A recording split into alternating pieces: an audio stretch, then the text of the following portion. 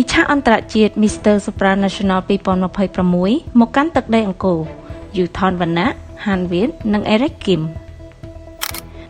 ទោះបីដឹងថាត្រឹមជាមិត្តភាពទោះបីដឹងថាជាការសម្ដែងលេងសើចប៉ុន្តែ fan នៅតែផ្គូផ្គងនិងស្រឡាញ់ដោយសារតែចូលចិត្ត fan នៅតែលួចចង់ឲ្យវាខ្លាយទៅជាការពិតសុខចិត្តតាមដានសកម្មភាពរបស់ពួកគេមិនខុសពីតាមដានរឿងភាគនោះទេតាំងពីថ្ងៃចាប់ផ្ដើមប្រកួត Mr. Supranational 2026 នៅឯប្រទេសប៉ូឡូញរហូតដល់ការប្រកួតត្រូវបានបញ្ចប់មិនថាការ live លើ TikTok, Facebook ឬ Instagram នោះទេ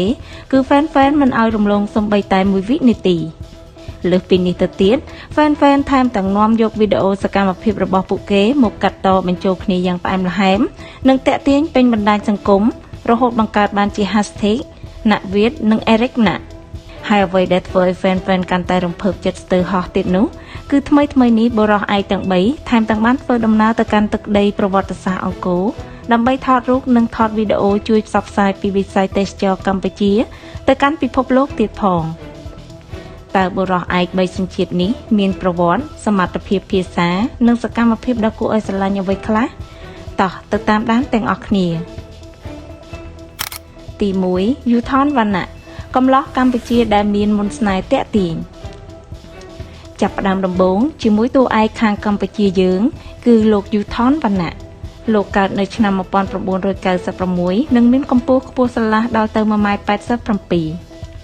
វណ្ណៈមិនត្រឹមតែមានរូបរាងសង្ហានិងកាយសម្បទារឹងមាំប៉ុណ្ណោះទេប៉ុន្តែលោកមានសមត្ថភាពខ្ពស់និងប្រវត្តិការងារគួរឲ្យកោតសរសើរវណ្ណៈបានបញ្ចប់ការសិក្សាថ្នាក់បរិញ្ញាបត្រផ្នែករចនាផ្ទៃក្នុងពីសាកលវិទ្យាល័យភូមិន្ទវិចិត្រសិល្បៈបច្ចុប្បន្នលោកជាបុគ្គលិកបម្រើការលើយន្តហោះនៅក្នុងក្រុមហ៊ុនអាកាសចរចិនដែលធ្វើឲ្យលោកអាចនិយាយនិងប្រស្រ័យទាក់ទងជាភាសាចិននិងភាសាអង់គ្លេសបានយ៉ាងស្ទាត់ជំនាញវណ្ណៈគឺជាតារា model អាជីពនៅក្នុងឆ្នាំ2015លោកធ្លាប់តំណាងកម្ពុជាចូលរួមប្រកួត Asia Model Festival 2015នៅក្នុងប្រទេសកូរ៉េនៅក្នុងឆ្នាំ2022លោកបានឈ្នះតំណែង Mr. Grand Cambodia 2022និងបានទៅប្រកួត Mr. Grand International ដោយទទួលបាន Top 12និងពានរង្វាន់ Mr. Grand Sport Ambassador នៅក្នុងឆ្នាំ2026វណ្ណៈបានត្រឡប់មកវិញយ៉ាងអស្ចារ្យដោយបានគ្រងតំណែង Mr. Supranational Cambodia 2026និងបានបង្កើតប្រវត្តិសាស្ត្រថ្មីស្រឡាងដោយនាំទង់ជាតិកម្ពុជាចូលទៅដល់ Top 20ជាលើកដំបូងនៅក្នុងការប្រកួត Mr. Supranational 2026នៅក្នុងប្រទេសប៉ូឡូញទី2 Nguyen Han Viet ប្រុសស្អាតក្រមិចក្រមើមកូនកាត់វៀតណាមកូរ៉េបន្តមកកាន់តួអង្គទី2ដែលអ្នកគាំទ្រភូកងជាមួយថនវណ្ណៈខ្លាំងជាងគេគឺ Nguyen Han Viet តំណាងឲ្យប្រទេសវៀតណាម Han Viet កើតនៅក្នុងឆ្នាំ2003ប្រទេសវៀតណាមលោកមានកម្ពស់ 1.82 លោកគឺជាកូនកាត់វៀតណាមកូរ៉េដែលមានឪពុកជាជនជាតិកូរ៉េម្ដាយជាជនជាតិវៀតណាមដែលធ្វើឲ្យរូបសម្រស់របស់លោកមានភាពទាក់ទាញប្លែកបែបកូរ៉េHan Viet គឺជានិស្សិតផ្នែកហិរញ្ញវត្ថុនិងធនាគារនៅសាកលវិទ្យាល័យញ៉ាត្រាងព្រមទាំងជាតារា model និងតារាសម្ដែងក្រោមសម្ព័ន្ធ Five Entertainment លោកអាចនិយាយបាន3ភាសាយ៉ាងស្ទាត់ជំនាញគឺភាសាវៀតណាម កូរ៉េនិងអង់គ្លេសមុនពេលចូលរួមប្រកួត Mr. Supranational 2026លោកបានឈ្នះពានរង្វាន់ Mr. Tourism Vietnam 2026នៅក្នុងការប្រកួតនៅប្រទេសប៉ូឡូញHan Viet ធ្វើបានយ៉ាងល្អនិងទម្លាយចូលទៅដល់ Top 20ជាមួយ Yuthon Vanna ផងដែរថាមពលនិងភាពស្និទ្ធស្នាលរវាងវណ្ណៈនិង Han Viet បានបង្កើតជាចំណងមិត្តភាពណាក់វិត #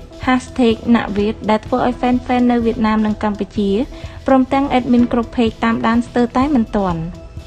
ដោយសារតែភាពក្រមិចក្រមើមខ្ជូតគួរឲ្យស្រឡាញ់ fan ក៏បានដាក់រហស្សនាមឲ្យ Han Viet ថាកូនស្វាទៀតផងទី3 Eric Tae-woo Kim កំឡោះកូរ៉េស្ពតខូចញញឹមមានស្នេហ៍ចំណែកតួអង្គទី3ដែលមិនអាចរំលងបាននោះគឺបុរសសង្ហាខួរក្បាលឆ្លាតវៃលោក Eric Tae-woo Kim តំណាងឲ្យប្រទេសកូរ៉េខាងត្បូង Mr. Supranational កូរ៉េ2026 Eric កើតនៅក្នុងឆ្នាំ1998និងមានកម្ពស់ 1.87 Eric បានផ្លាស់ប្ដូរទៅរស់នៅសហរដ្ឋអាមេរិកតែម្នាក់ឯងតាំងតែពីមានអាយុ11ឆ្នាំម្ល៉េះ លោកបានបញ្ចប់ការសិក្សាថ្នាក់បរិញ្ញាបត្រពីសាកលវិទ្យាល័យល្បីឈ្មោះមួយគឺ Cornell University និងបានបន្តយកថ្នាក់អនុបណ្ឌិតផ្នែកគ្រប់គ្រងពាណិជ្ជកម្មនៅ HKUST Business School នៅទីក្រុងហុងកុង Eric គឺជាអ្នកយុទ្ធសាស្ត្រផ្នែកភាគហ៊ុនឯកជនជាអ្នករចនានិងស្ថាបនិកអង្គការ Asia to Global ដែលជាអង្គការផ្ដល់ការណែនាំសម្រាប់សិស្សនិស្សិតដែលកំពុងស្វែងរកសហគ្រិនភាពនិងភាពជាអ្នកដឹកនាំសកលនៅអាស៊ីលោកអាចប្រស្រ័យទាក់ទងបានយ៉ាងស្ទាត់ជំនាញទាំងភាសាកូរ៉េនិងភាសាអង់គ្លេសនៅក្នុងឆ្នាំ2025លោកបានចូលរួមប្រកួតនៅក្នុងកម្មវិធី Mr. International Korea 2025ដែលទទួលបានលំដាប់រងទី2និងត្រូវបានតែងតាំងជា Mr. Supranational Korea 2026ទោះបី Eric មិនបានជាប់ក្នុង Top នៅក្នុងការប្រកួត Mr. Supranational 2026 នៅឆាកអន្តរជាតិប៉ុន្តែស្នាមញញឹមភាពថ្លៃថ្នូរនិងការរាប់អានយ៉ាងជិតស្និទ្ធជាមួយយូថនវណ្ណៈបង្កើតបានជាគូ #EricNa បានធ្វើឲ្យប្រជាប្រិយភាពរបស់លោកកើនឡើងយ៉ាងឆាប់រហ័សនៅក្នុងទ្វីបអាស៊ីអ្វីដែលធ្វើឲ្យទំនាក់ទំនងបរិសុទ្ធខុសសញ្ជាតិទាំង3នេះคล้ายទៅជាបាតុភូតក្តៅកគុកគឺដោយសារតែចំណងមិត្តភាពនិង chemistry ដ៏ស៊ីចង្វាក់គ្នារវាងពួកគេទាំង3អ្នកគាំទ្របានតាមដានសកម្មភាពរបស់ពួកគេមិនខុសពីតាមដានរឿងភាគនោះឡើយតាមដានតាំងពីថ្ងៃដំបូងដែលពួកគេចាប់ផ្ដើមប្រកួតជាមួយគ្នាដើរលេងជាមួយគ្នារហូតដល់ការប្រកួតត្រូវបានបញ្ចប់ឲ្យតែមានការ live លើ Facebook, TikTok ឬ Instagramគឺ fan សម្រុកចូលមើលនិង comment គូគងយ៉ាងច្រើនសន្ធឹកសន្ធាប់ពេលនៅឆ្ងាយគ្នាពួកគេក៏តែងតែឆ្លៀតមានសកម្មភាព call video chat បែបលេងសើចបែប sweet ជាមួយគ្នាហើយថត screen យកមកបង្ហាញលើបណ្ដាញសង្គម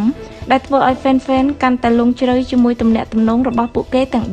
3កាន់តែសាហាវជាងនេះទៅទៀតfan បានយកវីដេអូឃ្លីបពីការ live សកម្មភាពផ្សេងៗមកកាត់តបញ្ចូលគ្នាយ៉ាងទាក់ទាញដោយមានបញ្ចូលសំឡេងខ្លះដាក់ភ្លេងផ្អែមល្ហែមខ្លះកំសត់ខ្លះរហូតបង្កើតទៅជា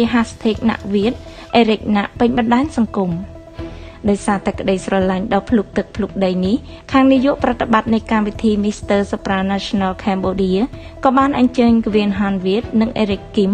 មកប្រទេសកម្ពុជាមកជួបជុំគ្នាយ៉ាងកក់ក្ដៅជាមួយនឹងយូថនវណ្ណៈកាន់តែពិសេសនិងគួរឲ្យរំភើបជាងនេះទៅទៀតនៅក្នុងដំណើរមកដល់ប្រទេសកម្ពុជាបរិសុទ្ធឯកទាំង3ថែមទាំងបានធ្វើដំណើរទៅកាន់ទឹកដីប្រវត្តិសាស្ត្រអង្គរនៅក្នុងខេត្តសៀមរាបពួកគេបានបង្ហាញសកម្មភាពយ៉ាងជិតស្និទ្ធនិងគួរឲ្យស្រឡាញ់ថតរូបនិងថតវីដេអូសម្ដែងការកោតសរសើរចំពោះម្ហូបអាហារប្រាសាទបុរាណខ្មែរដើម្បីចូលរួមចំណែកសកម្មនៅក្នុងការផ្សព្វផ្សាយពីវប្បធម៌និងវិស័យទេសចរណ៍កម្ពុជាទៅកាន់អ្នកគាំទ្រអន្តរជាតិតើអ្នកទាំងអស់គ្នាគាំទ្រក្រុមមួយណាដែរ EricNa ឬក៏ NaViet សម្រាប់ខ្ញុំគឺស្រឡាញ់ទាំងអស់ហើយតើអ្នកទាំងអស់គ្នាមានអារម្មណ៍យ៉ាងណានៅពេលដែលឃើញអ្នកទាំង3នេះមកបង្ហាញវត្តមានយ៉ាងស្រស់សង្ហានៅលើទឹកដីប្រវត្តិសាស្ត្រអង្គររបស់យើងសកម្មភាពទាំងនេះគឺមិនត្រឹមតែបង្កើតស្នាមញញឹមដល់ fan ប៉ុណ្ណោះទេប៉ុន្តែថែមទាំងជាការលើកកម្ពស់មិត្តភាពអន្តរជាតិនិងការផ្លាស់ប្ដូរវប្បធម៌រវាងកម្ពុជាវៀតណាមនិងកូរ៉េយ៉ាងមានន័យមិនអាចកាត់ថ្លៃបានយ៉ាងណាមិញអ្វីត្បិតតែការគូបគងនិងការបង្កើត edit វីដេអូផ្សេងៗធ្វើឡើងដោយក្តីស្រឡាញ់ដ៏ធំធេងនិងភាពស៊ីសង្វាក់គ្នារបស់ពួកគេប៉ុន្តែសូមអ្នកគាំទ្រទាំងអស់បន្តស្រឡាញ់និងបន្តគាំទ្រពួកគេដោយសេចក្តីថ្លៃថ្នូរព្រមទាំងផ្ដល់ការគោរពដល់ឯកជនភាពរបស់ពួកគេទាំង3ផងដែរការរក្សាព្រំដែនត្រឹមត្រូវរវាងការសម្ដែងមិត្តភាពក្នុងសង្គមនិងជីវិតតខ្លួនរបស់ពួកគេគឺជាវិធីដ៏ល្អបំផុតនៅក្នុងការបង្ហាញសេចក្តីស្រឡាញ់ដ៏ពិតប្រាកដនិងជួយឲ្យមិត្តភាពដ៏ល្អស្អាតរវាងពួកគេយូថនវណ្ណៈ Han-Viet និង Eric Kim អាចស្ថិតស្ថេរគង់វង្សយូរអង្វែងសូមអរគុណសម្រាប់ការទស្សនាជួបគ្នានៅវីដេអូក្រោយទៀត